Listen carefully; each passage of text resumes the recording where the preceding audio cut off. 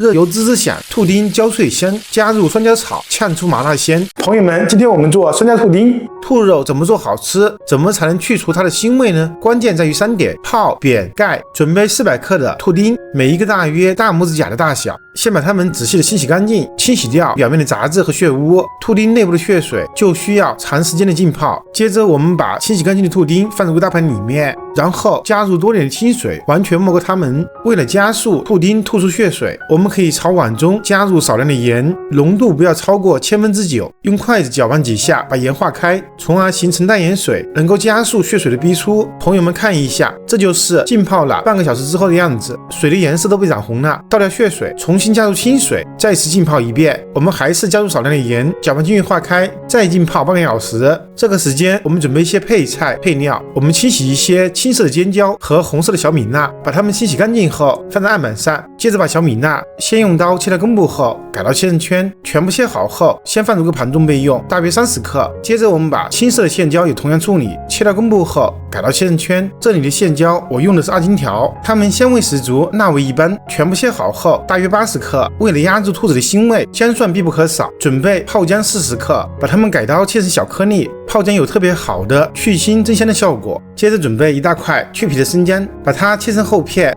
再改刀切成条，最后切成小颗粒。全部切好后大约60克。下一步我们准备1头大蒜，用手把它们一颗接一颗的掰散，全部掰散后直接放入一个大碗中，朝碗中加入清水，把它们浸泡10分钟，把表面的蒜衣泡软。10分钟后把泡好的大蒜直接用刀切掉2头，这样做大蒜比较完整好看，也方便它出味。然后就可以轻松的撕去蒜衣，把蒜衣全部去掉后，再根据蒜的大小改刀切成小粒。全部处理完毕后，把它们和姜粒、小米辣放在一起，再加入100克花椒备用。这么多食材就是为了压住兔子的腥味。下一步我们把泡好的兔丁再次清洗一遍，清洗干净后把水分沥一下。接下来常规操作，我们抓起把兔丁用力的把水分撞干，这样做才能方便下一步腌制入味，水分能挤多干就挤多干。接着我们把挤干水分的兔丁放入个大盆里面，闻一下兔子的腥味就不是很明显了。我们加入4克盐，再加入1点胡椒粉，再加入料酒或者花雕酒15克，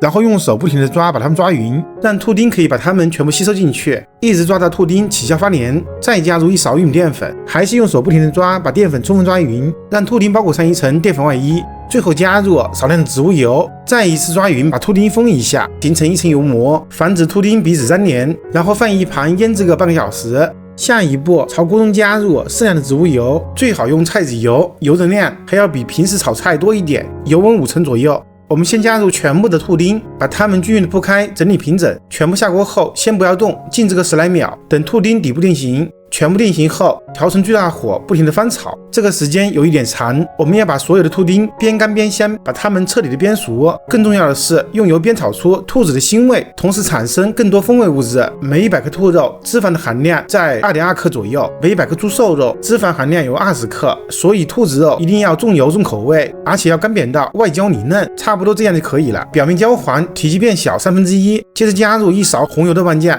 转最小火把豆瓣酱边干边香，煸炒出红油，把豆瓣酱炒酥，去掉豆腥味。接着加入全部的花椒、姜蒜、小米辣，转中火煸炒个10来秒，把它们爆香。爆香后就可以调味了，加入1点盐、1点糖、1点味精、1点胡椒粉和1勺量的花雕酒，盖上盖子焖个30秒。30秒后开大火收汁，翻炒个10来秒后，加入全部的青椒圈，大火翻炒到断生即可。起锅前加入点花椒油，推匀即可起锅装盘。我是大厨阿斗，我们下个视频见。